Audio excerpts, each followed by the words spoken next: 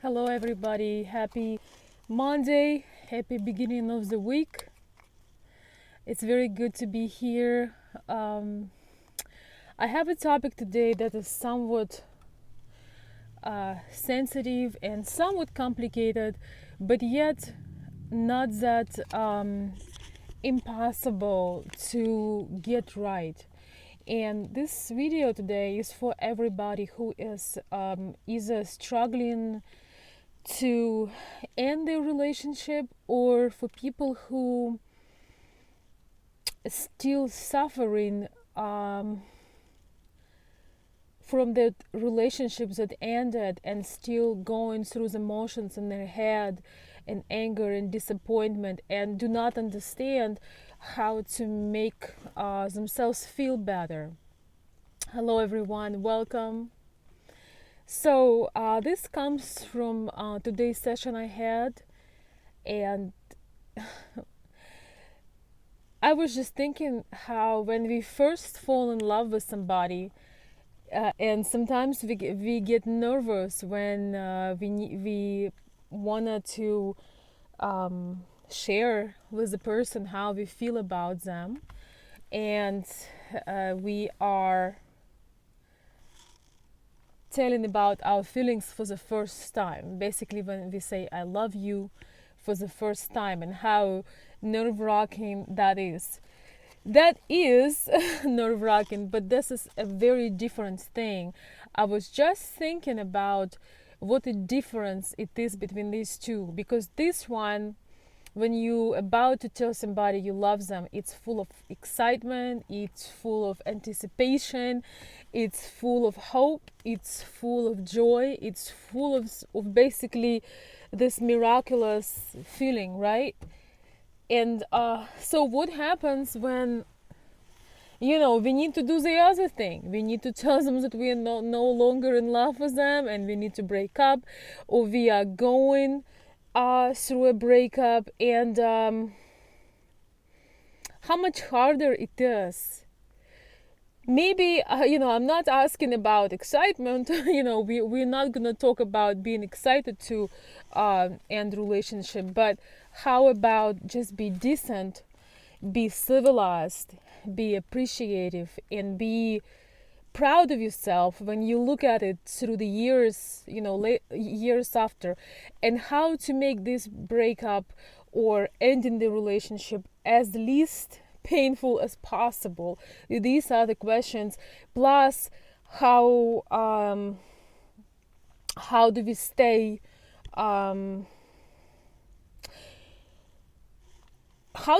how do we really stay civilized? Because of course everybody has a different story, and talking to so many people and consulting for this last couple of years, I've learned there are definitely dramatic breakups, but what I'm gonna share with you today, guys, will actually help you, whether you're gonna talk to this person, whether you're gonna talk with them in person, whether you're working on your own feelings, how to get over that breakup faster and feel better.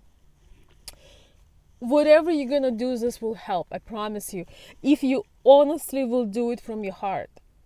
So my number one insight on this is you have to find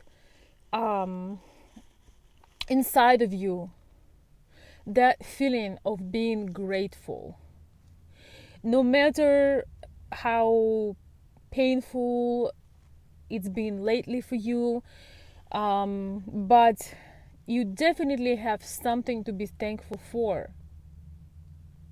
And if you will tell me that, oh no, she was horrible, 30 years went by, and oh my god, she was the worst woman on the planet. Well, if you're saying this, it means that you have no control over your destiny, and that's actually whole another topic. This is totally irrelevant, because normal adult human being, we get into relationship to make our life better. We get with the people, we enjoy the intimacy, we enjoy the company, we enjoy the experiences together. Often we have children, So all these things, if you stayed in a relationship for 30 years, it was miserable, you definitely need to go to psychiatrist, psychologist, and do whatever it takes. But if you are the person that realized that, what, this person gave me the most beautiful daughter or son, this person, we had some of the holiday time that was amazing, whatever that is, you have to be grateful. And if you had some harsh experiences, if you have tough experiences, guess what? You learn to be resilient. You learn to be wiser. You learn to be stronger. That is, to me, as powerful as sweet and lovely and wonderful experiences. That really is. Because we all enjoy the harmony, the sweetness, the love, the wonderful moments. So we always should be grateful. If even one drop of that was ever in a relationship, we should always be grateful. Always, always, always, because not every person we've been in a relationship with was meant to be for our entire life. Sometimes the relationship had a purpose. Maybe you were building something. Maybe you were creating a family. Maybe the person you will meet after won't be able to have children. That happens too. So you have to almost like you take a magnifying glass. Trust me, you gotta do it. You take a magnifying glass and you dig from, times that they were hard, but you go into the beginning is never hard. I don't know a single relationship that makes sense when the beginning was awful. If you didn't like each other, if you couldn't stand each other, once again, if you got into it, you need a psychiatrist. And so you go into the beginning, you take a magnifying glass and you magnifying, I don't know, all the beautiful things. Even if they were this big, you're making them huge. You have to change your state of your mind, and you have to change the energy, because if you're gonna be dwelling on all of that, you will never clear that up, and you will never be able to move on and create something beautiful. You have to let yourself cry, you have to let yourself scream, I don't know, you have to let yourself do whatever you need to get out that negative, maybe go to therapy, maybe go to travel, whatever you need to do. But you have to find that genuine place of being grateful, whatever that was, however little to somebody else it may seem. If you think about it and you really want it, you will find a list of things that you can be grateful for. And when it comes to the tough things, when it comes to the difficult and painful things, you can be grateful for becoming stronger, once again, wiser, more resilient. And instead of telling yourself that you wasted time, you can tell yourself that now on, you have your life back. Now on, you can do this. You can do all those things that you wanted to do. Now on, you know better. Now on, you are free. We really have to very often. We have to rephrase things that we're telling to ourselves, because when you're holding on to things and you're trying to make somebody guilty, it does feel good, that victim feeling. It's a wonderful feeling. I hear you on that one. At least for a while, it feels like, oh my gosh, look at this person, look what they've done to me. But it holds you back, and it won't allow you to open up your potential and creative energy, and your juices won't be flowing when you hold in grudges and you having all this resentment. I think it was Winston Churchill who said that staying, feeling resentful have the same effect as giving, being mad at your enemy and, taking the poison. So, you're taking the poison every day, hoping that your enemy will die. And once again, if you had a very dramatic relationship and you were not able to end them well, maybe you have no contact rule or something like that. um,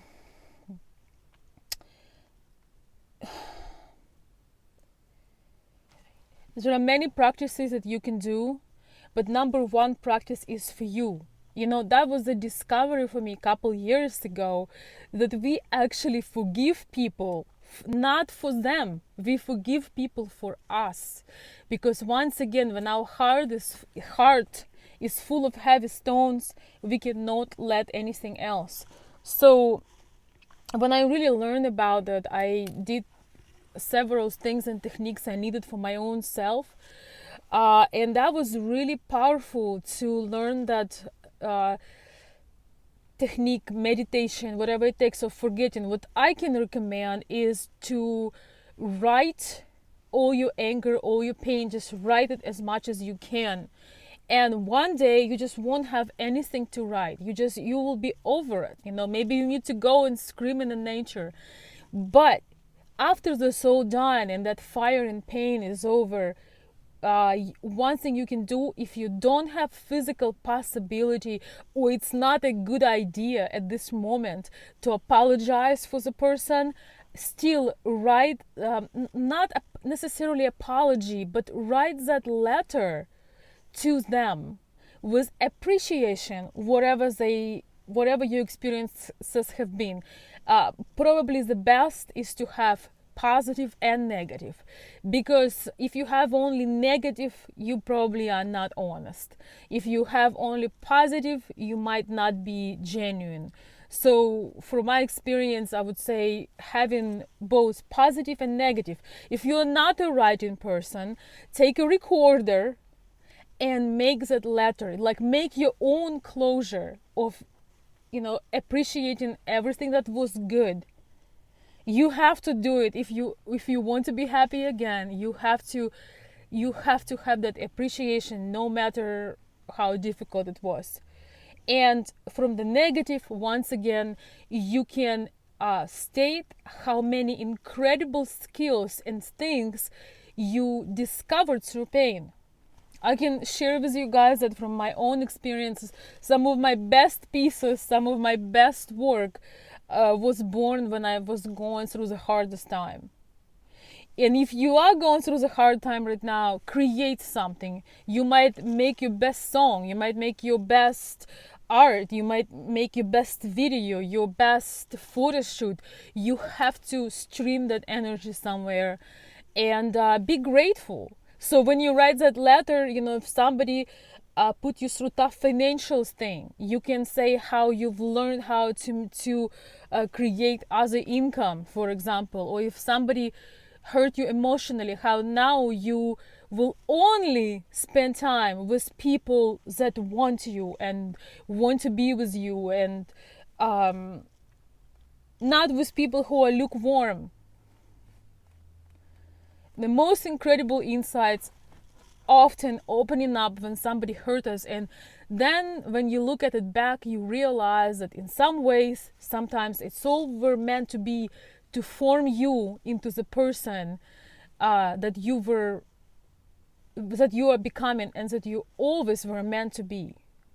Growth, very often those breakups or heartbreaks or whatever it is, they lead us to the biggest growth inside our heart, mind and soul, if we choose to use it wisely. There is always growth. You're always growing. So very often you hate everything in the moment. You hate saying goodbye. You want to say bad words, you want to curse them out, you want to blame them. But if you can take control and work with yourself and try to be as civilized as you can, some people say you don't know the person before you divorce them, or you don't know the person before you break up. That is true, because we really show who we are. And if you're lucky to have somebody who is actually civilized, is trying not to hurt you through the breakup, is whether it's official breakup or unofficial, just relationship, if you have somebody that is civilized and tells you thank you for all that you had, but they need to move on. Um, that's an example of how this is done, because we always have the keys for our future in our hands. It's always there. So that was the message, guys. I just really wanted to share that with you. You have to look at the bigger picture, and one way to get unstuck and start creating a better positive momentum in life is to, for the most ridiculous and painful and bad situation, find things to be grateful for. Thank you guys so very much for joining and listening. I will be back soon. If you have some comments and you'd like to share your thoughts, please comment under the video, and I will read the comments that I've seen in the chat. Thank you so much and have a wonderful day.